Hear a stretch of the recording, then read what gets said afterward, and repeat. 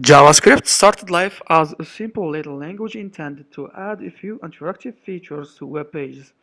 However, it's grown into a powerful programming language that's used on nearly every website in the world. JavaScript drives the front end of giant web applications like Google Maps, Gmail, and Facebook.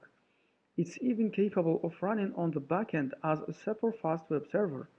You can use JavaScript to add interesting effects to a page.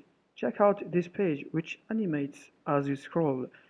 With JavaScript, you can make ordinary web experiences like signing up at a site and filling in a form more exciting and engaging. And JavaScript lets you create very immersive web experiences, like this site for the author Philippa Gregory, which combines animation and a unique site navigation to create a compact, information-rich presentation. You can even make games using HTML, CSS, and JavaScript. Like this game Super Jet Droid. But JavaScript is used for more than just adding visual flair to website. Web applications like Google Maps, Gmail, and Google Docs depend on JavaScript. Here, I'm creating a new spreadsheet in Google Docs.